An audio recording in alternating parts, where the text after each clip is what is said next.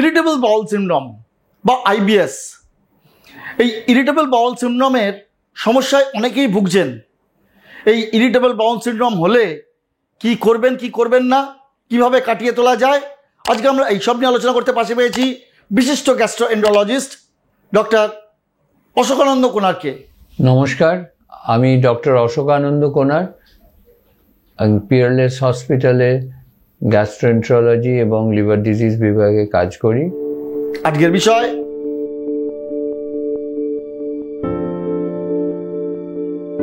এটা ঠিক যে পেটের অসুখ তা নয়, এটাকে এখন বলা হচ্ছে এটা আমাদের একটা গাট, মানে আমাদের ইন্টেস্টিনের আর ব্রেন এই যে ইন্টারাকশন চলে তার একটা ডিসঅর্ডার। তার মানে কি, disorder of gut brain interaction মানে হচ্ছে আপনার যে ব্রেন তার থেকে যে কতগুলো আমরা বলি পাথওয়ে আছে, যেটা আমাদের যে ইন্টেস্টিনের যে ফাংশন, যেমন আমার মোটিলিটি যেটাকে আমরা বলি পেরিস্টলসিস, বা আমাদের যে মোশন হওয়ার ব্যাপার, আমাদের যে নানা ধরনের হরমোন সিক্রিশনের ব্যাপার, এইগুলি কিন্তু একটা কি বলবো, এটা একটা ইন্টার রিলেটেড। এই দুটোর মধ্যে একটা কানেকশনস থাকে এবং একটার আর কোনো রকম অসুখ হলে অন্যদিকেও তার একটা প্রভাব পড়ে।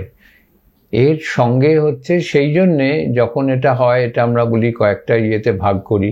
যেমন একটা হচ্ছে কনস্টিপেশন প্রিডমিনেন্ট আইবিএস, তাদের সবসময় কনস্টিপেশন হচ্ছে। কাদেরও হয় ডায়রিয়া বেশি, সবসময় ডায়রিয়া হচ্ছে। কাদেরও হয় পেইন বেশি হয়, সেটাও হচ্ছে। আবার কখনো একটা আমরা বলি ফাংশনাল ডিসপেপসিয়া, মানে কিছু খেলেই পেটটা ফুলে যাচ্ছে, হেউ হেউ করে ঢেকুর হচ্ছে। সুতরাং এই প্রত্যেকটি অসুখই আলাদা, এবং এক্ষেত্রে কিন্তু কোনো সবসময় যে আগে আমরা ভাবতাম যে একটু ডায়রিয়ার মতো হচ্ছে, এটা আমাদের দেশে মানে ভারতবর্ষে একটু বেশি হয়, অতএব হলেই ফ্ল্যাজিল জাতীয় ওষুধ, মেট্রোজিল জাতীয় ওষুধ, এন্টেরোকুইনল জাতীয় ওষুধ মানুষ ইনডিসক্রিমিনেটলি আবার খেয়ে যান। সেটা খুবই ক্ষতিকর, সেটা করা চলবে না। আর যেগুলি বমি হওয়া, পেটটা ফুলে থাকা, সেই সবের জন্যও কতগুলো ওষুধ খাওয়া হয়। সেক্ষেত্রে কিন্তু এখন যেটা বলা হচ্ছে, এটাকে লাইফস্টাইল মডিফিকেশনটা খুব ইম্পর্টেন্ট, এবং যোগার একটু ভালো রোল আছে, যেখানে আমাদের মন শান্ত হবে এবং তার সঙ্গে কিছু হেলদি হ্যাবিটস আমাদের তৈরি করতে হবে। যেমন ওই যে বললাম, যেমন এক্সারসাইজ, আপনার খাদ্যাভ্যাসটাকে চেঞ্জ করতে হবে। আর সবশেষে আমি বলবো যে একটা মাইক্রোবায়োম বলে একটা ঘটনা, সেটা আমাদের সচেতন হতে হবে। আমাদের যে ইন্টেস্টিনাল ট্র্যাক্ট, তার মধ্যে মিলিয়নস অফ ব্যাকটেরিয়া আছে।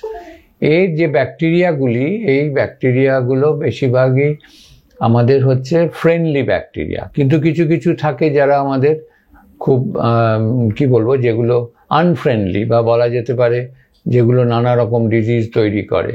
সুতরাং ফ্রেন্ডলি ব্যাকটেরিয়াগুলোকে মানে ঠিক করতে রাখতে গেলে আমরা যেমন যদি ইনডিসক্রিমিনেট আবার ওই অ্যান্টিবায়োটিক খাই, কিছু দুদিন পাতলা পায়খানা হলো, আপনি দুদিন একটা অ্যান্টিবায়োটিক খেয়ে নিলেন, তাতে কিন্তু এগুলো আমরা ক্ষতি করি, এবং এই ক্ষতি করার ফলে সেইখান থেকে কিন্তু আর পেশেন্টের সেই পুরনো যা তার মাইক্রোবায়োম, সেটাতে কিন্তু ফিরে যেতে পারে না।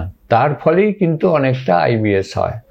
অতএব এই 4-5টা জিনিস মাথায় রাখতে হবে, যে আমি ডাক্তারের কাছে যাব, আমার অসুখটা কোন পর্যায়ে পড়ছে, আমি নিজে নিজে ওষুধ খেয়ে নেব না, এবং তার পরামর্শ অনুযায়ী কিছু কিছু স্বাভাবিক জীবনযাত্রার পরিবর্তন করেই অনেক ক্ষেত্রে এটা ভালো হতে পারে, না হলে কিছু সামান্য ওষুধ দেওয়া হয়।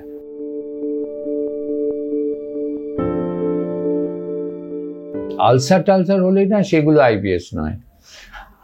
আইবিএস মানে যেখানে আমি যতই এন্ডোস্কোপি করি, কোলোনোস্কোপি করি, আমি কিছুই পাচ্ছি না, অথচ মানুষ ভুগছে, এটাই হচ্ছে আইবিএস।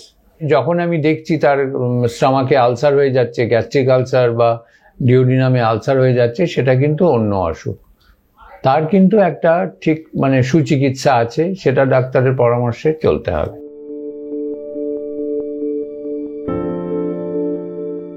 পার্টিকুলার কতগুলি খাবার দেখা গেছে খেলে বেশি হয়, তখন সেগুলি বন্ধ রেখে আবার আপনাকে একটি একটি করে খাবার আবার ইন্ট্রোডিউস করা হয়। সুতরাং এইগুলো না একটা ডিটেল একটা ক্লিনিক বেসড হতে হবে, যেখানে দুরকম ডাক্তার থাকবেন, আপনার ডায়েটিশিয়ান থাকবেন, তারা কিন্তু এসেনশিয়াল 4-5টা টেস্ট করে বুঝে যাবে এটা আইবিএস। বিরাট বিরাট টেস্টের দরকার নেই। তারপরে তাকে এই লাইফস্টাইল মডিফিকেশন কি করে করতে হবে সে সম্বন্ধে তাদের অ্যাডভাইস দেওয়া হবে। এক্সারসাইজ কতটা করতে হবে, সারাদিনে কতটা ঘন্টা ঘুমোতে হবে, সব কিছু মিলে যেটা বললাম ব্রেন এবং গাট দুটোকেই অ্যাড্রেস করতে হবে। ব্রেনেরও যেমন হয় তখন আমরা কিছু কিছু সামান্য ওষুধ দিই, যাতে ব্রেন যদি খুব মানে অশান্ত হয়ে পড়ে তাকেও শান্ত করতে হয়। তার মানে আইবিএসটা একটা কমপ্লিকেটেড অসুখ। এখানে ব্রেনেরও সমস্যা হতে পারে এবং গাটেরও সমস্যা হতে পারে। তার কারণগুলি হচ্ছে ইন্টার রিলেটেড। এক্ষেত্রে আমাদের লাইফস্টাইল মডিফিকেশন, আমাদের কিছু কিছু এক্সারসাইজ, কিছু কিছু ডায়েট এবং সামান্য ওষুধ এই খেয়ে তাকে ট্যাকল করতে হবে।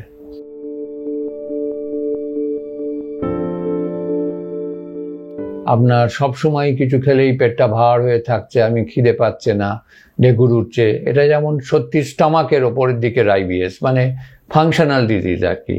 তেমনি কোলন রিলেটেড হলে হবে তার আইদার কনস্টিপেশন হবে, নয়তো তার ডায়রিয়া লেগেই থাকবে। সকালবেলায় উঠে আমার প্রত্যেক দিন 5-6 বার করে পায়খানা হয়েই যাচ্ছে, তখন তো সে মুড়ি মুরগির মতো নানা ধরনের ওষুধ খেতে শুরু করবে। সেই জিনিসটাকে ঠেকাবার জন্য তখনই ডাক্তারের কাছে কিন্তু যেতে হবে। আর যেটা আমি বলবো লাস্টলি, যেটা হচ্ছে আমরা বলি আবার এক্ষেত্রেও রেড ফ্ল্যাগ সাইন, কখনো যদি দেখা যায় যে সেই ডায়রিয়ার মধ্যে রক্ত আছে বা আমার ওজনটা কমে যাচ্ছে, আমার গত 6 মাসে 10 কেজি ওজন কমে গেছে, তাহলে কিন্তু বুঝতে হবে এটা আইবিএস নয়।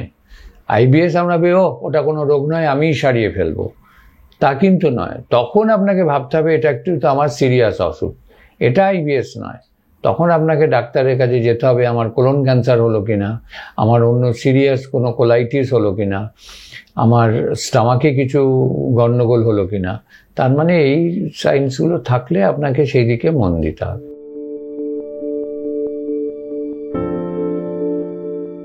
এটা হচ্ছে 20th সেঞ্চুরি ডিজিজ, মানে আপনার অ্যাংজাইটি, আপনার ডিপ্রেশন, আপনার খাদ্যাভ্যাস, আপনার যে ফিজিক্যাল এক্সারসাইজ আমরা করি না, এই সমস্ত কিছু মিলিয়ে এটাকে বলা যেতে পারে একটা লাইফস্টাইল ডিজিজ।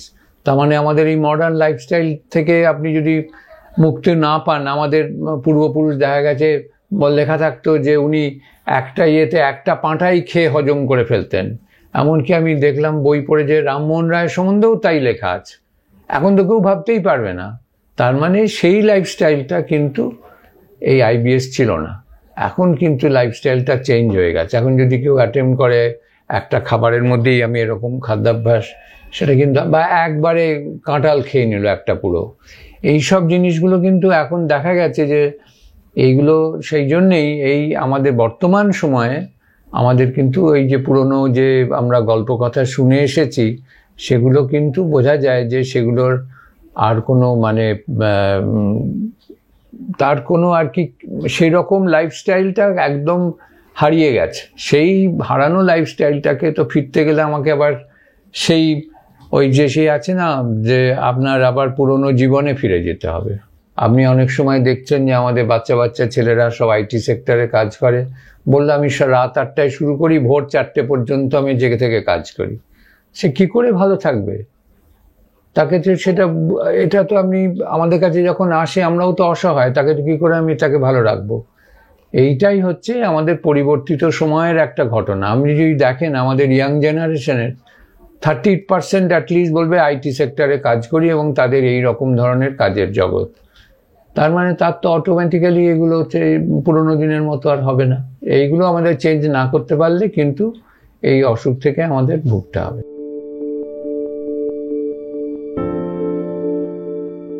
খাদ্যাভ্যাসকে কন্ট্রোল করতে হবে।